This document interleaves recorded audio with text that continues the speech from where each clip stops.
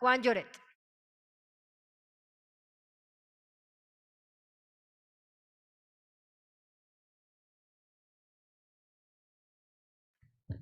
Muchas gracias, señora presidenta encargada de la sesión. Saludo con el pueblo ecuatoriano, con los colegas, las y los colegas asambleístas. Esta sesión, sin duda alguna, es importante y debería merecer la atención de todo el pueblo ecuatoriano, porque la pauta de los discursos que se dan en este pleno va a marcar las votaciones con respecto a esta ley. Y me parece que el pueblo ecuatoriano tiene que saber quiénes están apoyando o quiénes van a apoyar este proyecto que deroga la ley impuestera del presidente Guillermo Lasso. Y quizás yo en esta sesión me voy a referir a tres ámbitos que me parece que son fundamentales. El primero es cómo entró en vigencia en la ley, lo segundo tiene que ver con los efectos de este proyecto de ley y de la ley que está en vigencia, y la tercera, las expectativas que tiene la gente con respecto a los impuestos que recauda esta ley.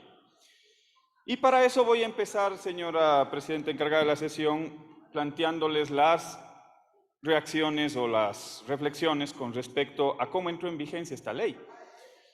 Y aquí evidentemente no voy a compartir algunas reflexiones de algunas colegas asambleístas, porque el pueblo ecuatoriano tiene que saber que esta ley entró en vigencia al margen de lo que establece la Constitución de la República y de manera abusiva por parte del presidente Guillermo Lasso.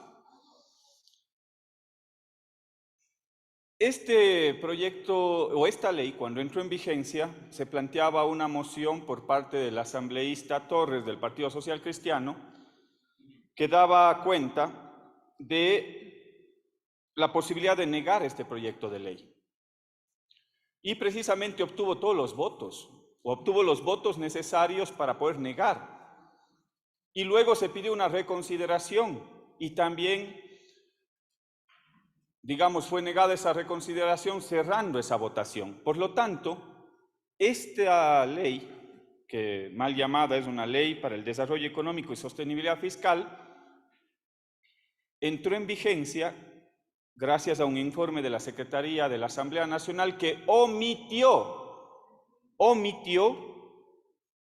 la certificación de las votaciones que daban cuenta de que esa ley se negó.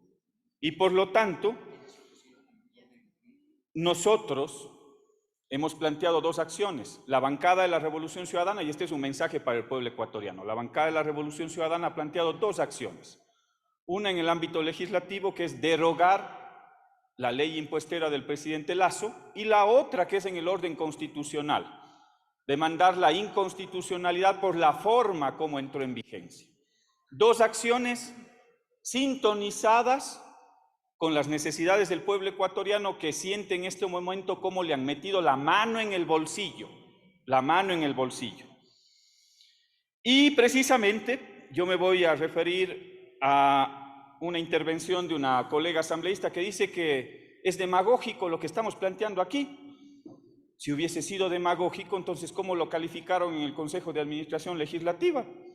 Que tenía que llevar adelante toda la revisión para darle la procedibilidad dentro de la Asamblea Nacional. Y la segunda reflexión, que es una reflexión de orden jurídico constitucional, si ustedes revisan el artículo 140, ya algunos colegas le han pedido que se dé lectura, yo me voy a referir a la parte pertinente del 140, porque el 140 establece ciertas premisas cuando se remiten proyectos económicos urgentes, así de específico es la Constitución. Artículo 140, el presidente o presidenta de la República podrá enviar a la Asamblea Nacional proyectos de ley calificados de urgencia en materia económica. Este era el caso, específico, tal como está detallado en la Constitución. Pero también establece algunas premisas, y las premisas dicen que cuando en el plazo señalado la Asamblea no apruebe, modifique o niegue el proyecto calificado de urgente en materia económica, o niegue el proyecto, lo que sucedió en este pleno de la Asamblea Nacional, ahí se dan los efectos. ¿Cuáles son los efectos cuando se niega? El efecto dice que se podrá o cuando se podrá promulgar como decreto ley y ordenará la publicación en el registro oficial cuando no sucede el precepto anterior. El presidente sí tiene la capacidad, siempre y cuando no se haya negado. Esta ley se negó, pero aún así el presidente lo mandó a publicar como decreto ley.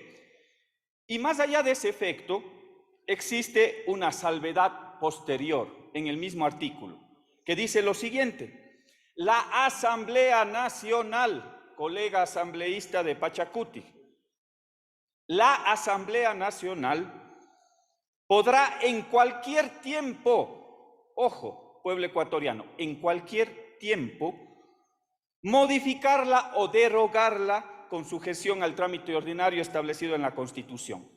Modificarla o derogarla, ¿qué es lo que estamos haciendo el día de hoy? Derogando esa ley. ¿Quién puede hacerlo? La Asamblea Nacional, pues.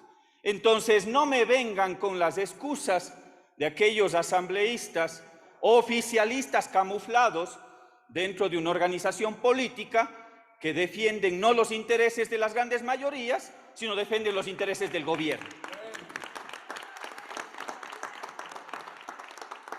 Y para que no les quede ninguna duda, porque yo fui asambleísta en el periodo anterior, conjuntamente con otros colegas que hoy están presentes, el 23 de enero del 2019, dos asambleístas del oficialismo, en su momento, de creo, hoy oficialismo, el asambleísta Villamar, el asambleísta Castanier, el 23 de enero del 2019, plantearon un proyecto similar para derogar el impuesto verde dentro de la ley de fomento ambiental.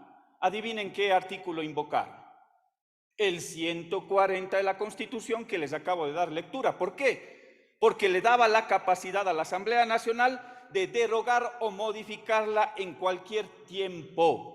Por lo tanto, cuando les conviene al Ejecutivo, al gobiernismo, entonces ahí dicen sí se puede hacer, pero cuando no les conviene, entonces aquí dicen no se puede hacer, es ilegal, es inconstitucional. Y por último, algunos asambleístas oficialistas camuflados en una organización política que dice ser de izquierda, dicen que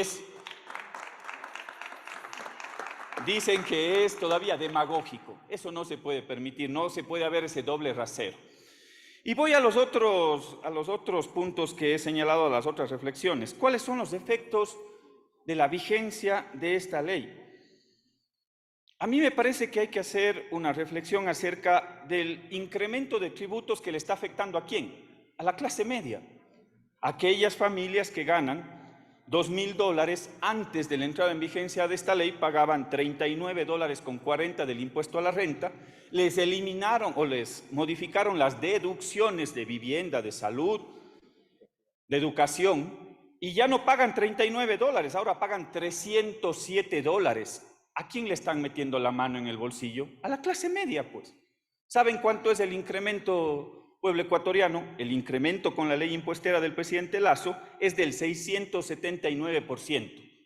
Entonces, yo esperaría que si a la clase media que gana $2,000 le incrementaron el 679%, imagínense ustedes cuánto le incrementarían si es que es una reforma progresiva. El que más tiene, más paga. Se supondría que los que ganan $25,000 al mes, seguramente les incrementaron mucho más. Pero no es así. Cáiganse para atrás, pueblo ecuatoriano. Resulta que aquellas personas que ganan $25 al mes antes pagaban $87,000.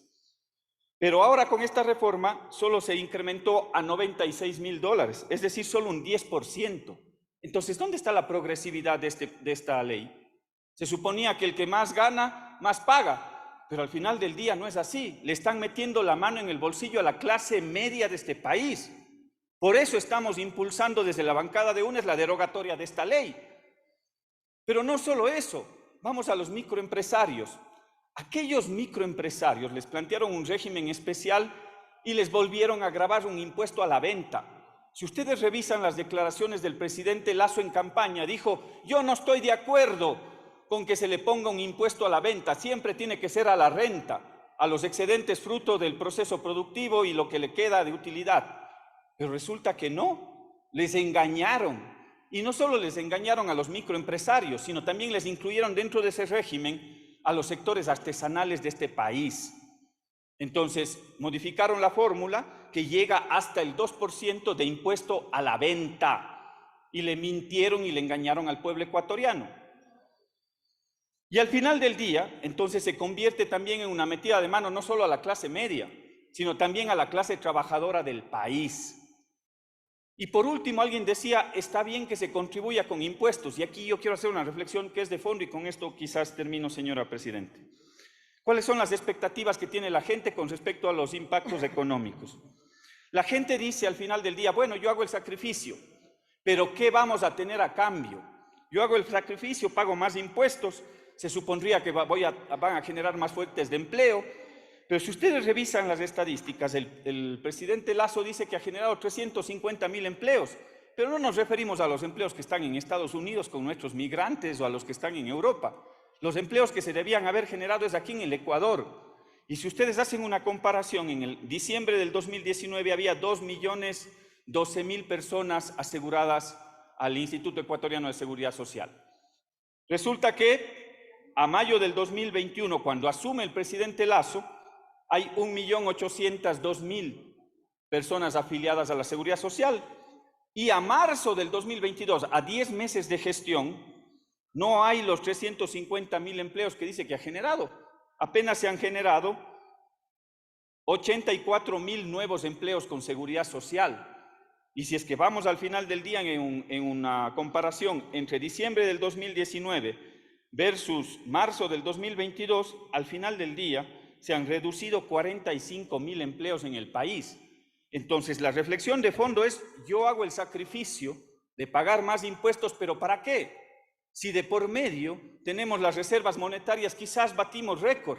Entonces, la visión es solamente fiscalista. Es decir, yo tengo reservas de 9.000 millones de dólares. Porque ya ha concluido. Gracias, Presidenta. Concluyo con esta reflexión nada más. Entonces, ¿para qué estamos recaudando más? ¿Para qué tenemos un precio de petróleo con cerca de 100, 110 dólares? Si al final del día, cuando salen los ministros, luego de las movilizaciones, 3 ministros, el ministro de Transportes y Obras Públicas, vayan y vean la ejecución presupuestaria, 25% del plan anual de inversiones a julio del 2022, 25%.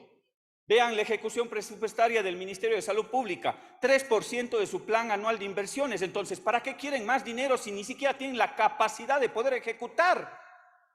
¿Para qué quieren más dinero recaudando, sacándole del bolsillo de los ecuatorianos si al final del día no tenemos ni siquiera los instrumentos, ni los medicamentos, ni los insumos en los hospitales? Entonces, eso es lo que la gente le indigna.